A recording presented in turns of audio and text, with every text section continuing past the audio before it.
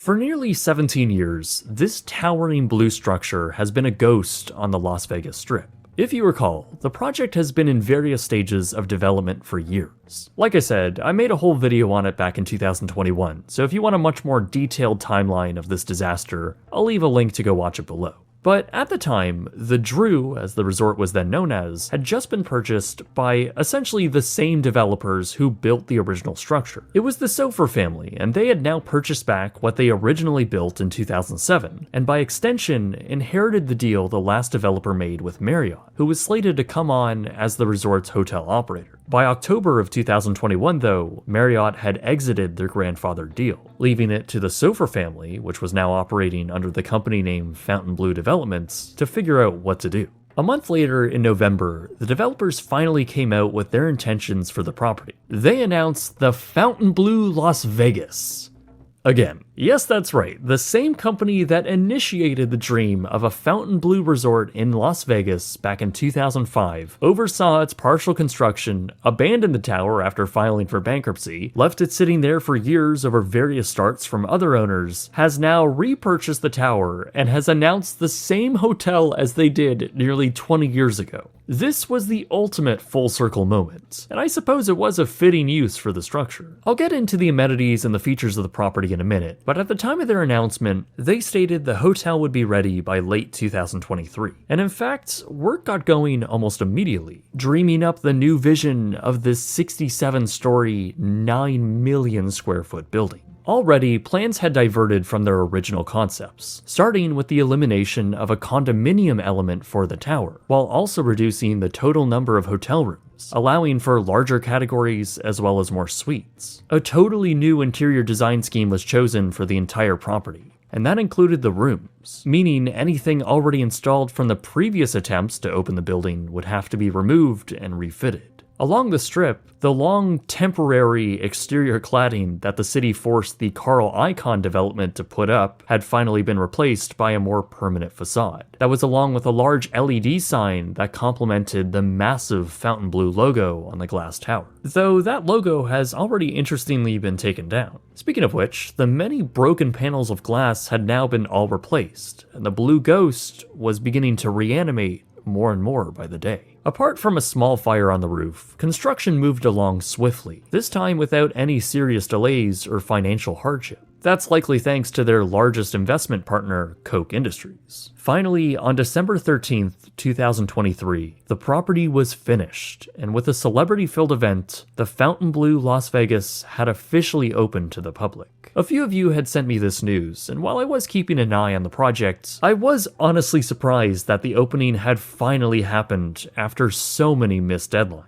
I was even more surprised to see the massive marketing campaign they were doing with the New York City New Year's ball drop, literally incorporating their logo into the ball. Really, their marketing seems to be everywhere now, especially on the West Coast. So I flew out to Las Vegas, for the first time in fact, and checked into this old, brand new resort. So upon entry, the porte cochere had already been changed from the original design, which was in fact still standing when the renewal press conference was held. The new entrance is really welcoming and vibrant, as is the lobby, which has largely stayed the same from the original design. It's still a large space in an oval shape, with large pillar-like art pieces surrounding it. We checked into a Platinum King room, which takes advantage of the curvature of the tower and provides a lot of interior space. I actually really like the design of this room, and it's a far cry from the original iMac-adorned guest rooms from the first design. This is cozy, clean, and has many modern and luxurious appointments like 2 sitting areas, electronically controlled lights, and floor-to-ceiling windows, which when I first walked in, I actually noticed were a little stained. That's probably because these panels of glass have been fixed on this tower for almost 2 decades, likely with little maintenance, which is an insane thought for a brand new hotel. Otherwise, the views were pretty great. The bathroom was also very luxurious, with unbelievably soft robes and quality real materials everywhere, as well as little bow ties from the Fontainebleau brand cleverly snuck in.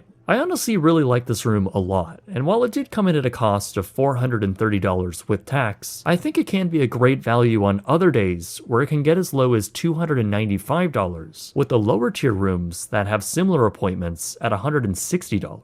At that price, it's a genuinely good product. Now, this is just one room out of a staggering 3,644 across the entire resort. Truly a mind-bending number, though about at par with other mega resorts in Vegas. Now, walking around the first 3 floors of the property, where the majority of the amenities are located, it's hard to tell what the original plan was compared to what's here now. In all honesty, they've actually done a pretty great job at making the space feel purpose-built for a 2024 market. However, we were walking around phone in hand with the original blueprints trying to piece together what once was. So when referencing back, the overall picture begins to get a lot more clear, as most of the larger spaces are essentially the exact same, at least in terms of layout from the original plan. Spaces like the main casino floor, which still have a central bar area as well as 2 sets of escalators. It also has the exact same second floor layout. Now, some retail and dining spaces have been switched around, though others haven't, like the sportsbook area, which is still in the same place. Which, on a side note, it is the most luxurious sports bar I think I've ever seen, with a full lounge of real Ames chairs, which is just insane. Now, there is also just a lot that still needs to be filled out, like the originally planned retail along Las Vegas Boulevard.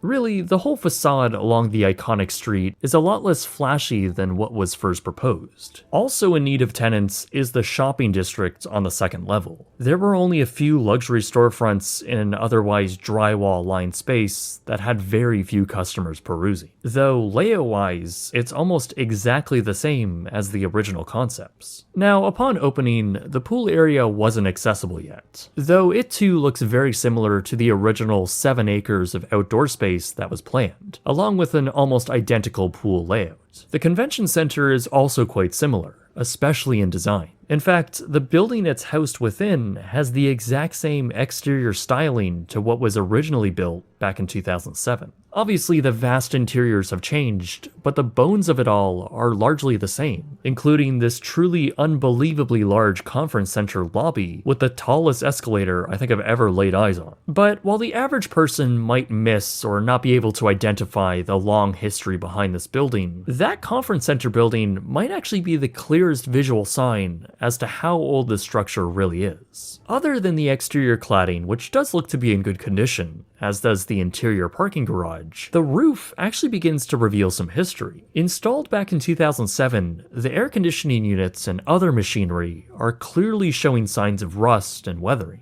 It makes sense, as these metal units have been sitting out in the desert for well over a decade. Same with the roofing material below, as there is a pretty clear distinction between what was originally laid and what had to be repaired after all of this time in patches. That's all a pretty clear identifiable mark of this building's history. Other than this though, the structure looks really great. I honestly went into this thinking that the spaces were going to feel awkward and dated in layout, while not really knowing what to expect with the quality of the design. While there definitely are spaces in here that feel empty and a little strange, I honestly overall really like this resort. I honestly thought the interior design was really well executed, with a lot of detail, luxury finishes, and quality spaces, especially when considering their core bones were designed in 2006. There are plenty of restaurants and bars, most notably this one, called Nowhere, which is one of the most beautiful bars I have ever seen that has plush seating, a full jazz band, and even a pool table.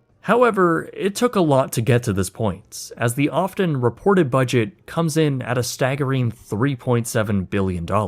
But even that number doesn't tell the whole story. According to Las Vegas Weekly, they interviewed Fontainebleau's VP of Entertainment, who said, quote, "The number that's out there doesn't take into consideration what was spent on the first go-around. To build this asset with today's money would be something like $10 billion. There's no resort on the strip that's close. So it's very possible that this property has become the most expensive resort in the area. Honestly, it's likely one of the most expensive hotels in the entire world, certainly in all of America.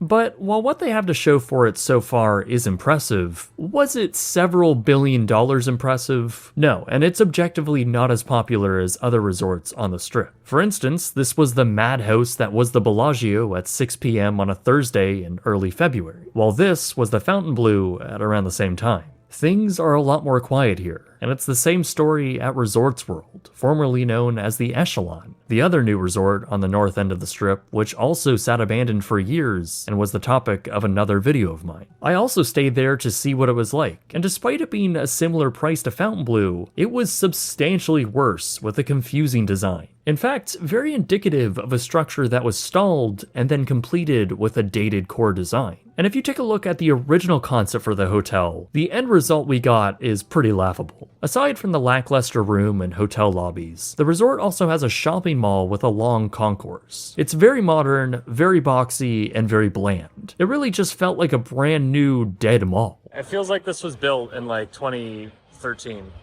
Something that really does show its age and lack of vision, adapted from someone else's original layout plans.